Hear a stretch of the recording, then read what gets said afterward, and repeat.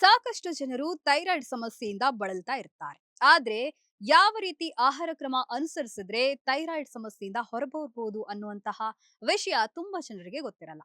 Thyroid ಗ್ರಂಥಿಯ ದೇಹದ metabolism ಅನ್ನ ನಿಯಂತ್ರಿಸುತ್ತೆ. ಇದರ ಏರುಪೇರಿನಿಂದ ತೂಕದಲ್ಲಿ ಬದಲಾವಣೆಗಳಾಗುತ್ತೆ. ದಣಿವು ಮತ್ತು ಕೂದಲು ಉದುರುವಿಕೆಯಂತಹ ಸಮಸ್ಯೆಗಳು ಎದುರಾಗುತ್ತೆ. ಹಾಗಾದ್ರೆ ಈ ಆಹಾರ ಪದ್ಧತಿಗಳನ್ನ ಈಗಲೇ ಅನುಸರಿಸಿ. ನಿಮ್ಮ ದೇಹದಿಂದ ಥೈರಾಯ್ಡ್ ಮಾಯ ಆಗೋದಂತೂ ಪಕ್ಕ. ಥೈರಾಯ್ಡ್ ಆದಾಗ ಸೇವಿಸಬಾರದಂತಹ ಆಹಾರಗಳನ್ನ ನೋಡೋದಾದ್ರೆ ಸೋಯಾ ಉತ್ಪನ್ನಗಳು ಇವು ಹಾರ್ಮೋನ್ ಕಾರ್ಯಕ್ಕೆ ಅಡ್ಡಿಪಡಿಸಬಹುದು.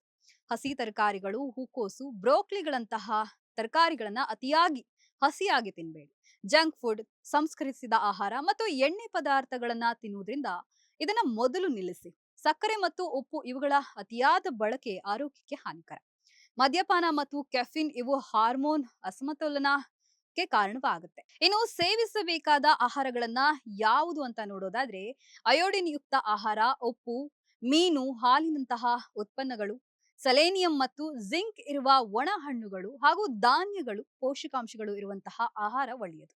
ನಾರಿನಂಶ ಹೊಂದಿರುವ ತಾಜಾ ಹಣ್ಣು ಮತ್ತು ಹಸಿರು ತರಕಾರಿಗಳು, ಪ್ರೋಟೀನ್ ಹೊಂದಿರುವಂತಹ ಮೊಟ್ಟೆ, ಪನ್ನೀರ್ ಮತ್ತು ಬೇಳೆಕಾಳುಗಳು, ದಿನವಿಡೀ ದೇಹಕ್ಕೆ ಸಾಕಾಗುವಷ್ಟು ನೀರು, ಜೊತೆಗೆ ದೇಹಕ್ಕೆ ವ್ಯಾಯಾಮ ಮಾಡೋದ್ರಿಂದ ನಿಮ್ಮ ದೇಹಕ್ಕೆ ಅಂಟಿರುವ ಥೈರಾಯ್ಡ್ ಅನ್ನ ಹೊಡೆದೋಡಿಸಲು ಸಹಾಯ ಆಗುತ್ತೆ.